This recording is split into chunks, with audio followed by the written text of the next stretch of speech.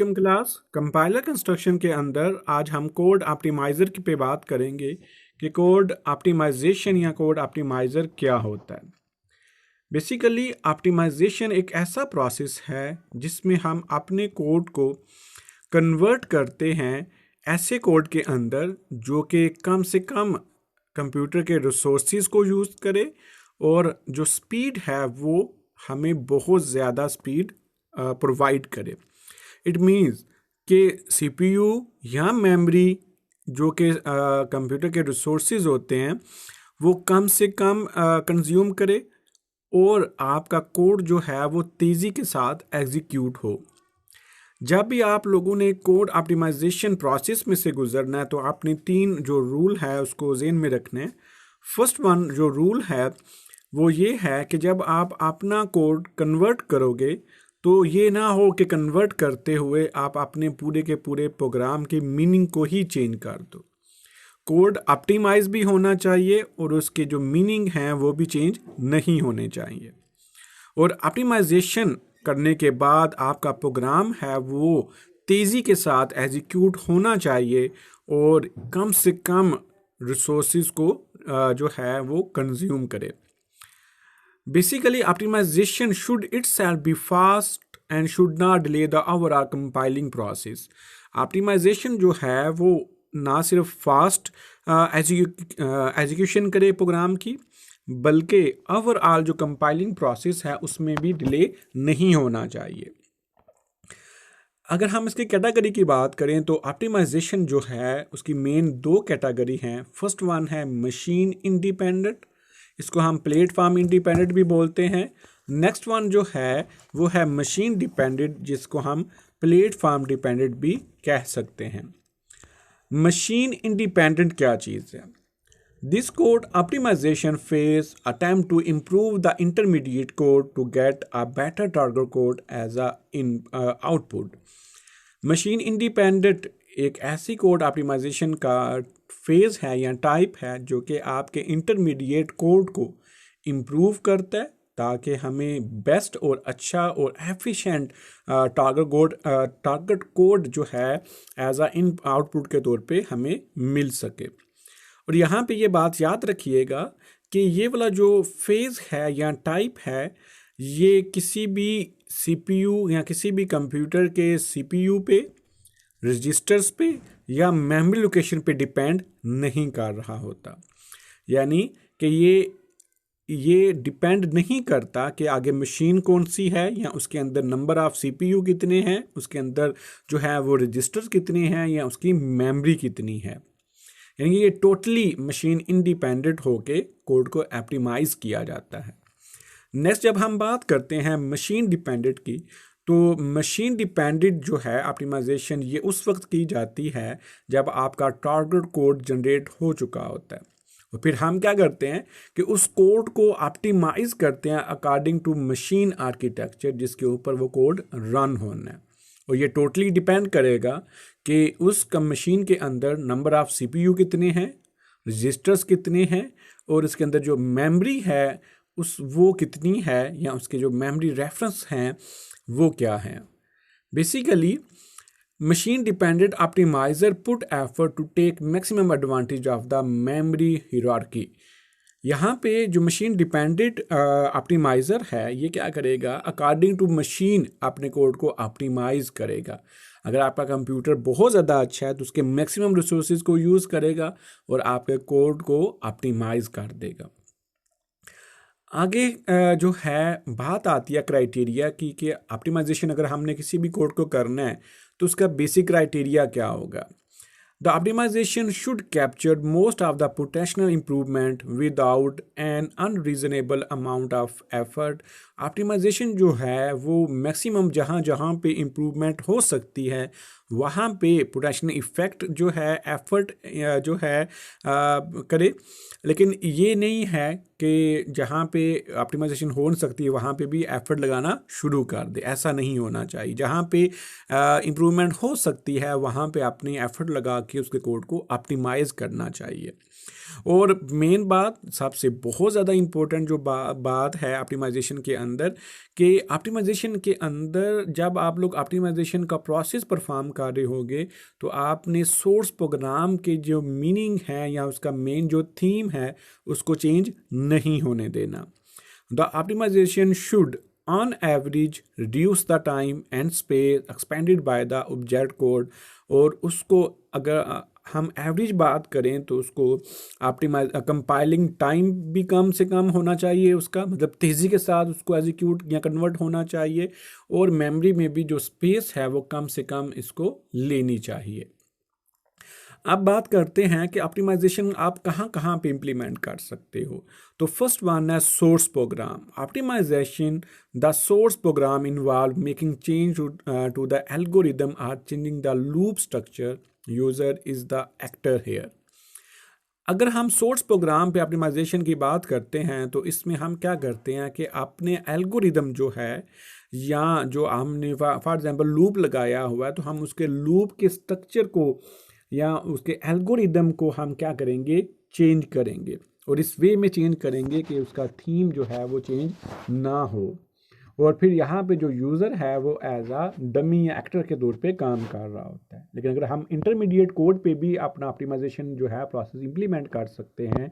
Basically उसमें अपने intermediate code के अंदर हम क्या करेंगे कि डिफरेंट जो एड्रेस हैं उनके कैलकुलेशन को, फिर उसके अंदर जो प्रोसीजर्स हैं उनकी जो ट्रांसफॉर्मेशन पे या उसको हम जब हम कॉल करेंगे उनके जो एड्रेसेस को इन्हांस करेंगे, उनके एड्रेसेस को ऑप्टिमाइज़ करेंगे हम तेज़ी के साथ डाटा को फैच आउट कर सकें। और यहाँ पे कंपाइलर जो है वो एज आ एक्टर के तौर पे काम करेगा। और जो ऑप्टिमाइजेशन है वो टारगेट कोड पे भी इम्प्लीमेंट हो सकती है। Optimizing the target code is done by the compiler. जो टारगेट कोड की अगर हम ऑप्टिमाइजेशन पे इम्प्लीमेंट करते हैं तो वो कंपाइलर परफॉर्म करेगा। Uses of registers, select and move instruction is a part of optimization involved in the target code। तो उसमें हम डिफरेंट रजिस्टर को यूज़ कर सकते हैं या अपनी इंस्ट्रक्शन को सेलेक्ट करेंगे या मूव करेंगे ताकि टारगेट कोड के अंदर जो है वो ऑप्टिमाइजेशन जो है वो हम इम्प्लीमेंट कर सकें। नेक्स्ट हम बात करते हैं फेजेस ऑफ ऑप्टिमाइजेशन। तो जब हम फेजेस की बात करें तो हमारे पास दो किस्म के फेज़ हैं, एक है ग्लोबल ऑप्टिमाइजेशन है और सेकंड वन है लोकल ऑप्टिमाइजेशन। ग्लोबल ऑप्टिमाइजेशन क्या है? Transformations are applied to the large program segment that include functions, procedures and loops. Transformations global optimization के अंदर जो हम ट्रांसफॉर्मेशन करते हैं बेसिकली प्रोग्राम के मेन जो सेगमेंट्स हैं, मॉड्यूल हैं, जैसे उसके फंक्शंस हो गए, उसके प्रोसीजर्स हो गए और जो लूप हैं, हम उन पे ऑप्टिमाइजेशन जब इम्प्लीमेंट करेंगे तो उसको हम बोलते हैं ग्लोबल ऑप्टिमाइजेशन। और जब हम लोकल ऑप्टिमाइजेशन की बात करते हैं तो हम जो है फंक्शन, प्रोसीजर और लूप के जो स्ट्रक्चर्स हैं या लूप के जो बॉडी ऑफ जो कह सकते हैं कि फंक्शन या प्रोसीजर पे बात नहीं करते बल्कि सेट ऑफ स्टेटमेंट्स पे बात करते हैं, यानी कि सेट ऑफ स्टेटमेंट के ऊपर ऑप्टिमाइजेशन जो है प्रोसेस इम्प्लीमेंट करते हैं। और जो लोकल ऑप्टिमाइजेशन है वो हम ज़्यादा प्रायोरिटी देते हैं as compare to global optimization के। तो यहाँ पे भी जब आपसे कोई भी बंदा फेज़ के बारे में बात करे तो आप उसको ये कह सकते हैं कि जो ऑप्टिमाइजेशन है वो दो तरह से इम्प्लीमेंट हो सकती है, या तो आप फंक्शंस या प्रोसीजर्स या लूप के स्ट्रक्चर्स पे इम्प्लीमेंट करें या फिर at the basis of the statements पे भी आप कर सकते हैं। अब अगर मैं फीचर्स की बात करूं तो सबसे पहला जो है वो क्या है, the process of code optimization involve. First one पे है कि क्या करता है कि जो आपके अनवांटेड कोड लाइन हैं उनको एलिमिनेट करेगा। जैसे यहाँ पे मैंने एक जो है फंक्शन मैंने राइट डाउन किया हुआ है जिसके अंदर दो पैरामीटर्स जा रहे हैं और रिटर्न x प्लस वाई किया हुआ है। अब जब वैल्यू x प्लस वाई की जो भी यहाँ पे इस फंक्शन को कॉल करेगा, दो पैरामीटर देगा, देन उसका सम जो है वो रिटर्न हो जाएगा। इसके बाद जो सी आउट सम और लेस देन यानी कि जो है आपका x प्लस वाई है वो लाइन जो है एग्जीक्यूट नहीं होगी, तो उस लाइन के यहाँ पे लिखने का कोई फ़ायदा नहीं है। तो इसलिए ऑप्टिमाइजेशन क्या करेगा, इस लाइन को रिमूव कर देगा। सेकेंड वन क्या है कि वो क्या करेगा कि स्टेटमेंट्स ऑफ कोड को रीअरेंज भी कर सकता है। कैसे? अगर फॉर एग्जांपल यहाँ पे देखें कि एक मैं जो फर्स्ट लाइन ली है उसमें मैं एक वेरिएबल एक कांस्टेंट 10 को फ्लोट में कन्वर्ट कर रहा हूँ और फिर उसको कन्वर्ट करने के बाद सी से मल्टीप्लाई कर रहा हूँ और फिर जो मेरा आंसर आएगा बी के अंदर सेव कर रहा हूँ और बी को फिर मैं ई के साथ प्लस करके उसकी का जो भी आंसर आ रहा है मैं डी के अंदर असाइन कर रहा हूँ और डी की जो वैल्यू है वो मैं एफ को दे रहा हूँ। अब यही जो कोड जो कि 4 लाइनों के अंदर लिखा गया है इसको मैं सिंपली ऐसे भी राइट डाउन कर सकता हूँ कि c इंटू 10.0 और जो वैल्यू आएगी वो मैं b के अंदर असाइन करके उस को मैं e में प्लस करके f के अंदर भी असाइन कर सकता हूँ। अब देखें काम जो 4 लाइनों वाला है वो भी 2 लाइनों में ही 2 स्टेटमेंट्स में भी हो सकता है। तो इस तरह मैं अपने कोड को रीअरेंज करके मैक्सिमम रिसोर्सेज को मैं बचा सकता हूँ। वहाँ पे मुझे मैक्सिमम 1 and 2 3 4 जो है राउंड बोर्ड मेरे पास 4 लाइंस आ रही हैं और उसके अंदर नंबर ऑफ़ जो वेरिएबल्स हैं वो भी मैं बहुत ज़्यादा यूज़ कर रहा हूँ, लेकिन वही काम मैं कम वेरिएबल को यूज़ करके मैं भी इम्प्लीमेंट कर सकता हूँ। तो इस तरह मेरी जो स्पेस है वो भी काफ़ी ज़्यादा सेव हो सकती है। नेक्स्ट जो है moving code from the loop, यानी कि अगर मैं फॉर एग्जांपल मेरे पास एक लूप है do item is equal to 10 and the value plus item और वो वैल्यू में असाइन करेगा और वैल्यू लेस देन 100। अब इस कोड के अंदर आइटम जब भी लाइन एग्जीक्यूट होगी आइटम को जो है वो 10 वैल्यू ही असाइन होगी। अगर मैं 1000 टाइम करूँ 2000 टाइम करूँ हर दफ़ा 10 की जो वैल्यू है वो आइटम को असाइन होगी। लेकिन अब ये देखें कि यहाँ पे एक ही काम मैं बार बार कर रहा हूँ और वो काम बिल्कुल फजूल सा है। लेकिन अगर इसी कोड को मैं कुछ इस वे में लिखूँ कि आइटम 10 असाइन टू आइटम जो है वो मैं पहले लिख लूँ और फिर लूप के अंदर जो नंबर ऑफ़ स्टेटमेंट्स हैं उसको ऑप्टिमाइज़ कर दूँ तो तभी मेरा काम हो सकता है। मगर इससे मेरे जो रिसोर्सेज हैं वो बहुत ज़्यादा जो है वो सेव हो सकते हैं। तो इस तरह आप लोग डिफरेंट किस्म की ऑप्टिमाइजेशन इम्प्लीमेंट कर सकते हैं। नेक्स्ट जो है वो जो भी मैंने आप लोगों के साथ शेयर किया कि जो b इज इक्वल टू या साइन ऑपरेटर c इंटू 10.0 और f is equal to e plus b।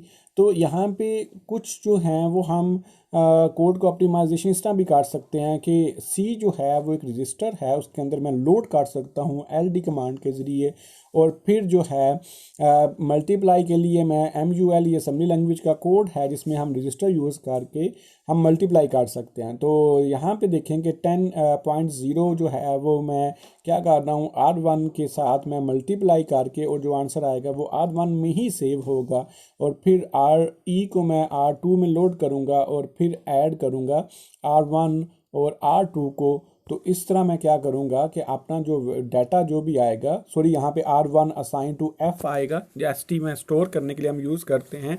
ये एक जेनेरिक जो मैं आपको एक बता रहा हूँ कि इस तरह आप लोग जो हैं वो डाटा की मूवमेंट भी कर सकते हैं और मल्टीप्लिकेशन भी कर सकते हैं। यहाँ पे लास्ट में R1 आता है R2 नहीं आता। अच्छा, तो एट द एंड हम बात करते हैं कि एडवांटेज क्या हैं। बेसिकली ऑप्टिमाइजेशन का जो कोड है या ऑप्टिमाइजेशन जो प्रोसेस है वो उसकी जो एग्जीक्यूशन स्पीड को इंक्रीज़ कर सकता है और आपकी जो मेमोरी है उसको एफिशिएंट वे के साथ यूटिलाइज कर सकता है और आपकी कोड को इस वे में कन्वर्ट करेगा कि उसकी परफॉर्मेंस बहुत ज़्यादा अच्छी हो जाएगी।